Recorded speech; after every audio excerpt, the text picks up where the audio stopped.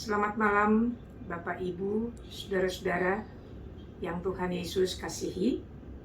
Jumpa lagi dengan saya, Pendeta Caroline Mailoa, dari Pendeta Jemaat di Efata DKI Jakarta.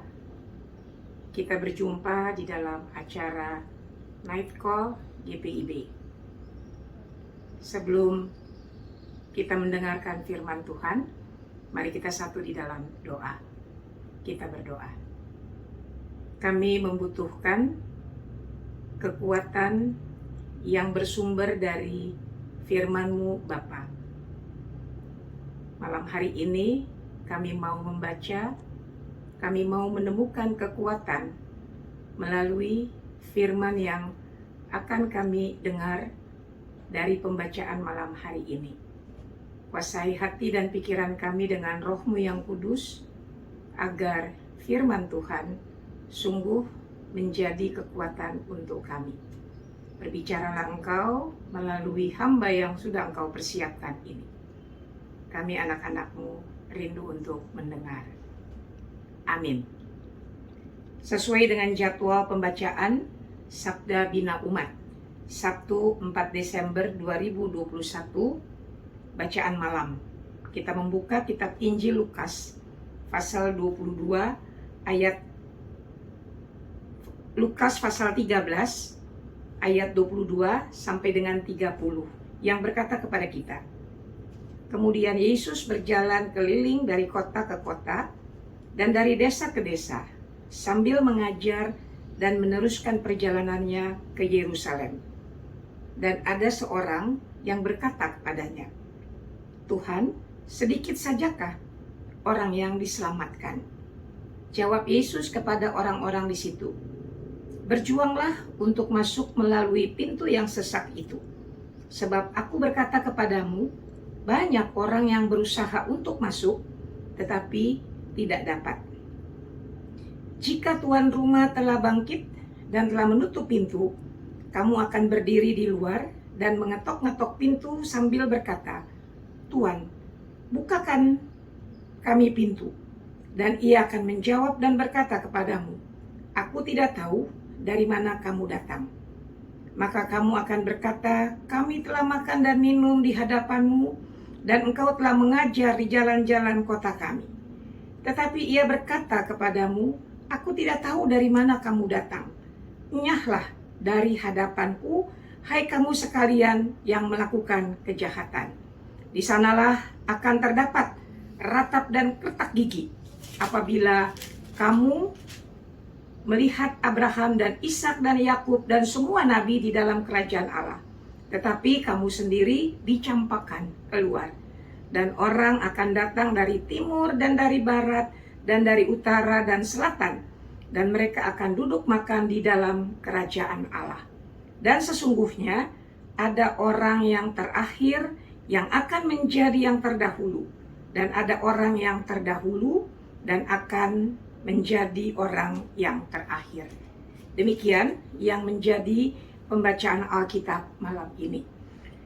Bapak Ibu, saudara-saudara yang kekasih di dalam Kristus Yesus, seringkali kita mengklaim diri bahwa kita adalah orang yang paling benar, bahwa kita adalah orang yang diselamatkan Allah. Apa yang menjadi alasan ketika kita mengklaim diri seperti itu?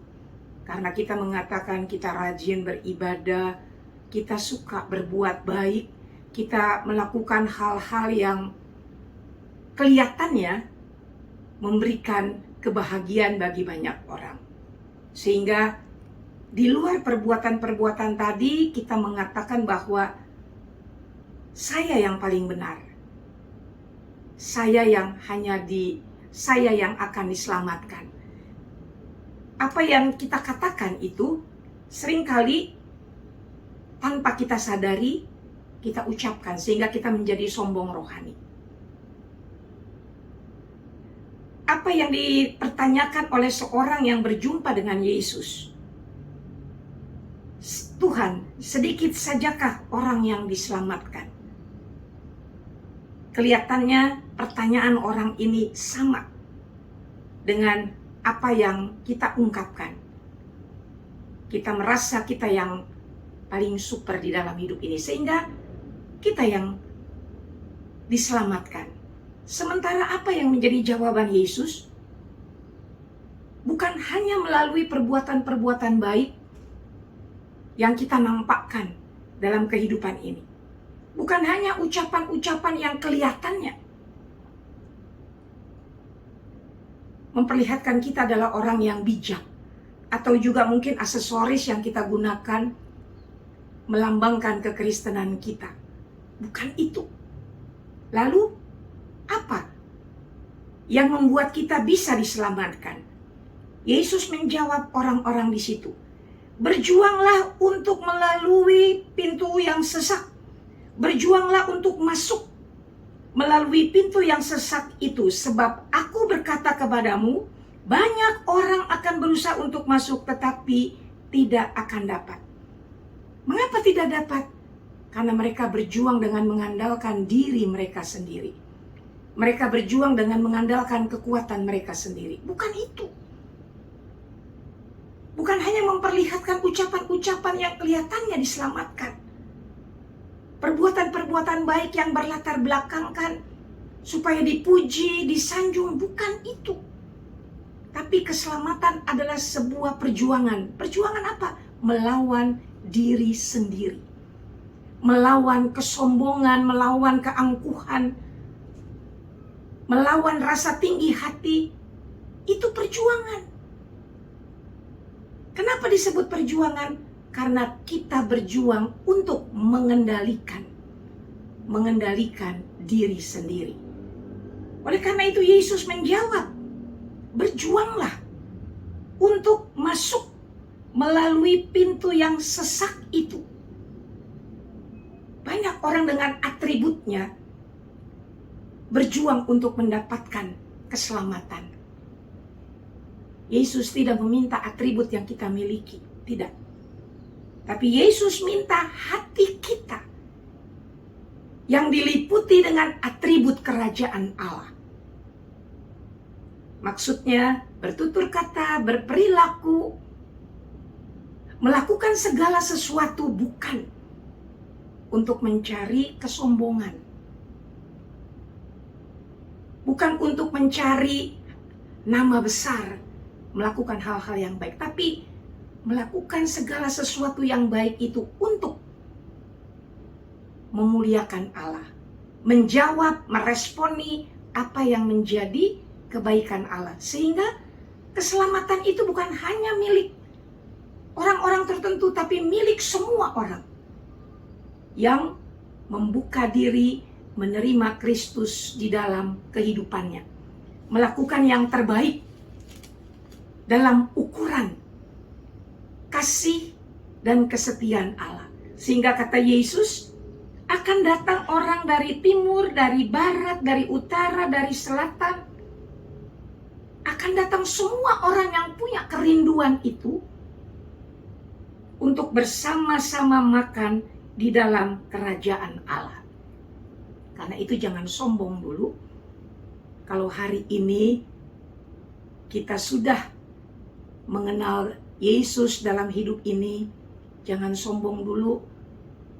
Kalau kita sudah dibaptis, lalu kita bilang secara otomatis kita selamat. Tidak.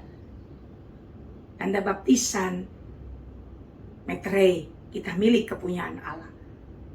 Tapi menjadi milik kepunyaan Allah harus dinyatakan juga lewat tutur kata, tutur perbuatan yang mencerminkan kehadiran Allah di dalamnya. Karena itu, saudara-saudara, bersyukurlah kita masih diberi kesempatan untuk kembali mendengar firman Tuhan, untuk mengingatkan kita agar supaya kita tidak cepat menjadi puas diri, kita tidak menjadi sombong, kita tidak bermegah di dalam kekristenan yang katanya hari ini sudah menjadi milik kita. Nyatakan itu dalam perbuatan-perbuatan yang sesungguhnya. Mengasihi Allah itu berarti mengasihi sesama. Omong kosong kalau kita bilang kita mengasihi Allah, tapi kita membenci saudara kita. Biarlah tutur kata tutur perbuatan kita selalu dan senantiasa menceritakan Allah ada, Allah hidup di dalam diri kita. Tuhan memberkati kita semua. Amin. Kita berdoa. Terima kasih Bapa, Engkau sudah mengingatkan kami untuk kami berlaku jujur dengan diri kami. Ketika kami mengatakan kami mengasihi Allah, kami juga harus mengasihi sesama kami manusia.